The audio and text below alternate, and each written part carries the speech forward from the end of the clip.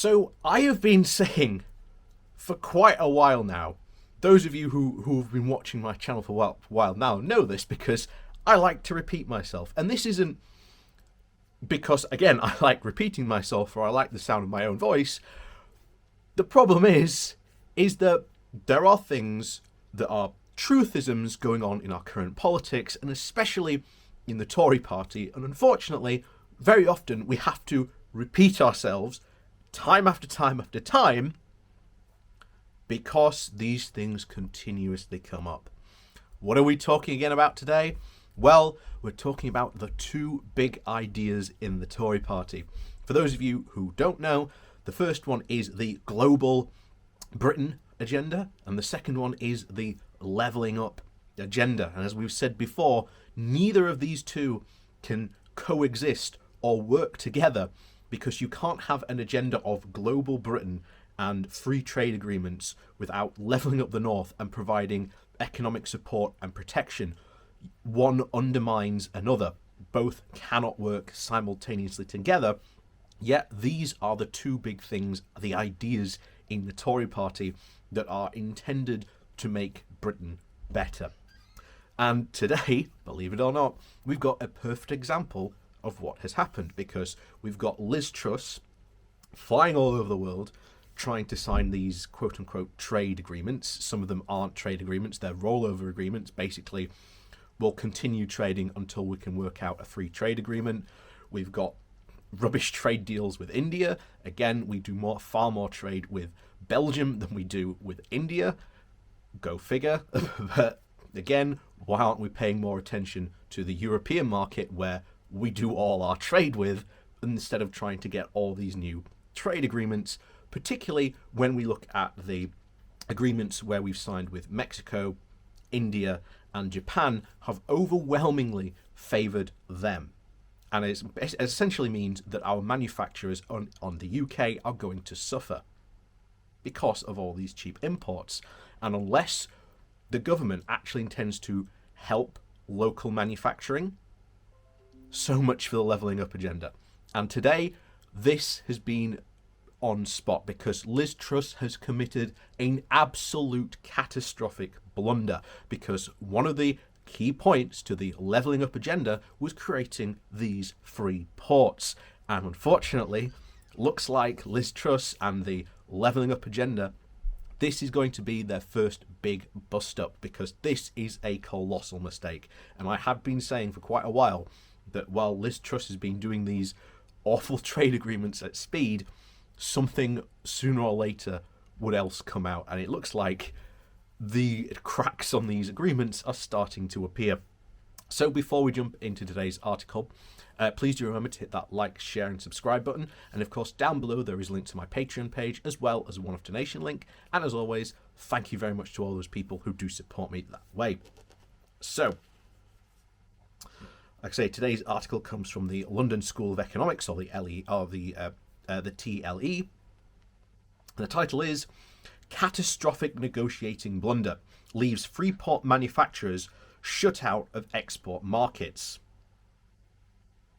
Manufacturers based in Boris Johnson's new free ports will not be able to enjoy the full benefits if they are exporting to a series of countries with which the UK has signed post-Brexit trade agreements. The Prime Minister and Chancellor Rishi Sunak have championed free ports and special economic zones offering tax breaks and low tariffs as part of the government's levelling up agenda to spread economic growth and jobs across the country. But Labour said that the catastrophic blunder means that manufacturers operating within free ports could face tariffs on their exports to key markets including Switzerland, Canada, Norway and Singapore, despite the UK's free trade agreements with those countries. Officials have insisted that there has not been an error and businesses will not be shut out of markets in the countries the UK has negotiated deals with. The opposition is now suggesting that exports to over 23 countries with which the UK has signed agreements to roll over deals with those nations with the European Union would all be affected.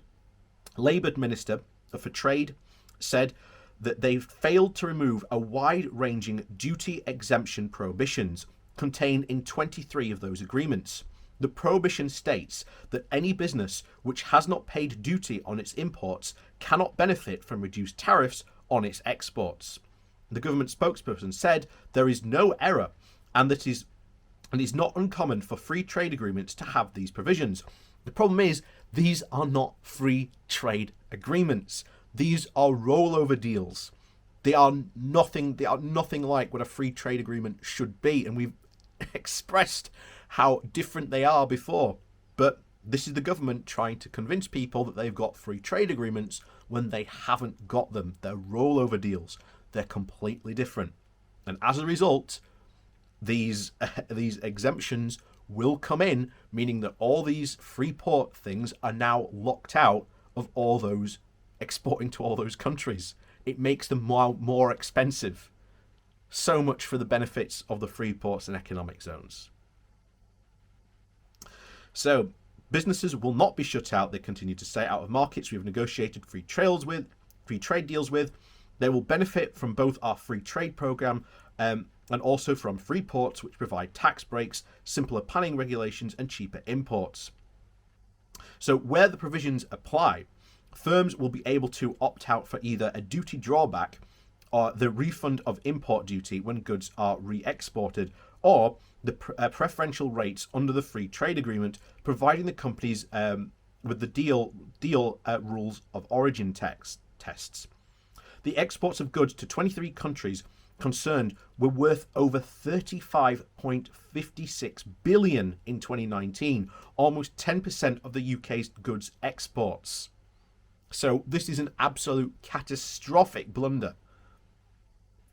Shadow International Trade Secretary Emily Thornberry has written to International Trade Secretary Liz Truss to try and clarify the situation. Thornberry said last November, when the Treasury invited applicants for its new Freeport scheme, the small print warned of potential bidders of the prohibition clauses contained in several continuity trade agreements the Department of Trade had signed in the previous 2 years. But despite the warning, Liz Truss went on to sign agreements with 10 more countries containing the same clauses, including key markets like Canada, Mexico, and Singapore. And it would have taken an hour of discussion and the stroke of a pen to explain the UK's free ports policy to negotiators of these countries and trying to remove the prohibition clause from those agreements. And I cannot understand why Liz Truss has failed to do that, because they were doing them at speed. They didn't really care what was in the agreement. As far as where they were concerned, they just cared about getting these rollover deals. They didn't really care what was in them. And this will come back to bite us. And I do not think at all this will be the last time we see something like this happen. Anyway, continues.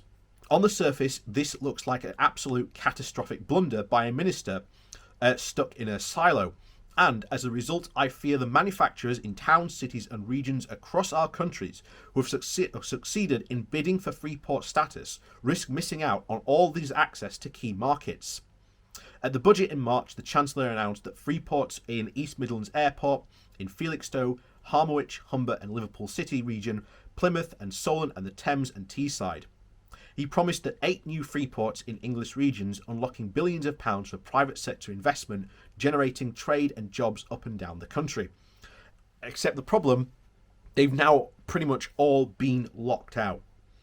This is an absolutely catastrophic disaster for the government. And yet, what's to blame? It's Brexit. Liz Truss has been given the push by Boris and the rest of the Brexiteers.